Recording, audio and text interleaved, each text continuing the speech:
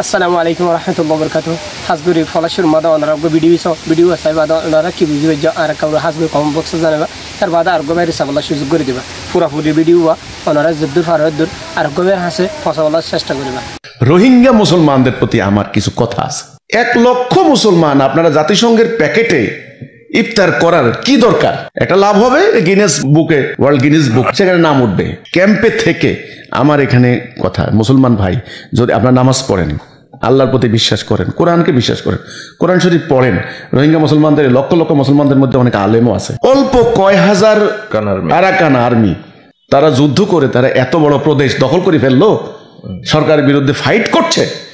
আপনারা লক্ষ লক্ষ মুসলমান এখানে আইসা ত্রাণের প্যাকেট নিয়ে কামড়াকামড়ি করছেন। আমি তো মনে করি রোহিঙ্গাদের নিজেদের এখন শক্ত সিদ্ধান্ত নিতে হবে। এদেরকে বাঁচা মারার লড়াই, এরা আত্মরক্ষার লড়াই, আত্মমর্যাদার লড়াই। কোথায় আমেরিকা $6 দিত, এখন $3, এটার জন্য টেনশনে মরে যাচ্ছি। এর তো জিল্লতির জীবন মনে হচ্ছে আমার কথা হচ্ছে এটা। মুসলমানদের ব্যাপারে কোরআনে আল্লাহ কি বলছেন? কি বলছে? মুসলমানরা তো বাঁচবে, লড়াই করে বাঁচবে, ফিতনার বিরুদ্ধে লড়াই করবে। তার আবাসভূমি, তার বসবাস করার জায়গা, তার সন্তান সন্ততি, তার বাড়িঘর, তার ক্ষেত খামার, ব্যবসা বাণিজ্য, তার মানবাধিকার। জাতিসংঘের মহাসচিবকে তারা এটা বলতে পারতো। আমরা ডলার চাই না, আমরা ডলার চাই না, আমরা ডলার চাই না, রাইট? আমরা ডলার চাই না। আমাদেরকে জাতিসংঘের পক্ষ থেকে আমাদেরকে অন্যান্য সাহায্য দেবো, আমাদেরকে স্যালাইন দিতে হবে না। আমি যেটা জানি, এটা আমার কাছে তথ্যটা আছে, আমার কাছে মাঝে মধ্যে এ ধরনের খবর আসে, চট্টগ্রাম থেকে ফোন দেয় যে রোহিঙ্গাদের বাচ্চাদের জন্য যে উন্নত মানের খাবার টাবার সেগুলো পর্যন্ত ওরা পাচ্ছে না, বিভিন্ন কালোবাজারে বিক্রি করে দিচ্ছে। এবং বিভিন্ন এনজিও, বিভিন্ন সংস্থা তারা মধ্যপ্রাচ্য থেকে, ইউরোপ থেকে নানানভাবে টাকা আনে, এদের নাম বিক্রি করে করে তারা কোটি কোটি টাকার মালিক হয়ে যাচ্ছে। এটাও এক ধরনের ব্যবসা চলছে। তরুণগুলি, যুবকগুলি আজকে মাদক ব্যবসা করছে, মানে অসামাজিক কার্যকলাপে লিপ্ত হচ্ছে। আপনার হলো এই যে তরুণী, অল্প বয়স্ক মেয়েগুলি অলরেডি ট্রাফিকিংয়ের শিকার হচ্ছে। পাচারকারীদের খপ্পরে পড়ে রোহিঙ্গা তরুণী মেয়ে পাচার হয়ে গেছে বিশ্বের অন্য দেশে। এত জিল্লতি কেন?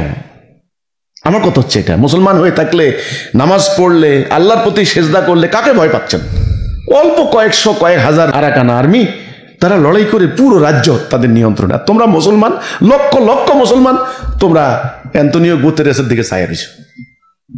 আমার কথা হচ্ছে এখানে আমি মনে করি রোহিঙ্গাদেরকে নিজেদের বাঁচার লড়াই এখন নিজেরা করতে হবে।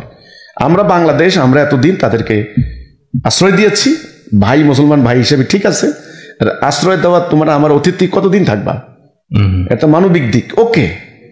এখন এটা নিয়েও কিন্তু অনেকে কথা তোলে যে আমাদের আগের প্রধানমন্ত্রী যিনি ছিলেন, উনি নাকি নোবেল প্রাইজ পাওয়ার আশায় এদেরকে জায়গা দিয়েছেন। এটা কিন্তু অনেকে কিন্তু এগুলো বলে। তা আমি সেগুলো বলছি, নাম কথা হলো ঠিক আছে, তোমাদের অত্যাচার জুলুম দেখে আমরা তোমাদেরকে জায়গা দিয়েছি, কিন্তু তোমাদের লাইফ তো এরকম না। তোমরা এই জীবন কেন নিবে? তোমরা তোমাদের আবাসভূমি ফেরত পাওয়ার জন্য তোমাদের প্রচেষ্টা করতে হবে। রোহিঙ্গাদের উদ্দেশ্যে আমার কথা হবে এটা। এখানে জাতিসংঘ কিছু করতে পারবে না, আমি মনে করি না কেউ কিছু করবে। ফিলিস্তিনে কিছু করেছে? ফিলিস্তিনে এই যে ইসরায়েল এই যে হামলা চালিয়ে ফিলিস্তিনের প্রায় 80,000 মুসলমানকে হত্যা করেছে, শেষ পর্যন্ত কি করলো? এখন সিদ্ধান্ত নিল যে তলে তলে, আজকেও রিপোর্ট পেয়েছি, ফিলিস্তিনি মুসলমানদেরকে বিভিন্ন জায়গায় সেটেল করে দিবে, আফ্রিকার বিভিন্ন রাষ্ট্রে পাঠাই দিবে, আশেপাশের রাষ্ট্রগুলিতে। এই জায়গা খালি করে দিয়ে তারা উন্নয়ন করবে। ঠিক একই পলিসি রোহিঙ্গাদের মধ্যে করেছে।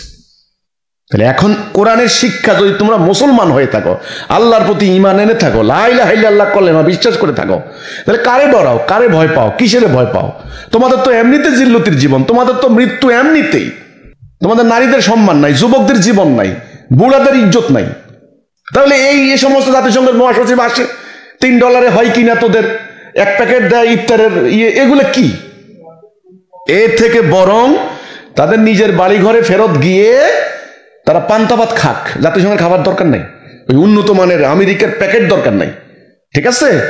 তাদের বউ বাচ্চা নিয়ে, তাদের ওই যে এক জোড়া বলদ আর একটা লাঙল আর এক চিলতে জমি যেটা ওরা রেখে এসেছে, সেটা উদ্ধারের জন্য ওদের প্রত্যাবর্তন নিজেদের যাওয়া দরকার। এটা আমি মনে করি। আমার এলো সাফ সাফ কথা ভাই রোহিঙ্গাদের উদ্দেশ্যে। আর জাতিসংঘের মহাসচিব এটা আসলে আমি কোনো অর্জন দেখি না। এখন ইন্টারনালি কি কথা আছে, আন্ডারগ্রাউন্ডে কি কথা আছে, বা তলে তলে কি প্ল্যান, কি পরিকল্পনা, সেটা সামনে সময় আসলে বোঝা যাবে। আপাতত আমরা মিডিয়ার মাধ্যমে যা পাচ্ছি, এটার উপরে আমরা একটা বিশ্লেষণ করছি, আলোচনা করছি, অনুমান করছি, ধারণা করছি। এই ধারণা সত্য নাও তো হতে পারে, তো আমি মনে করি যে বিশেষ কোনো অর্জন হয়নি।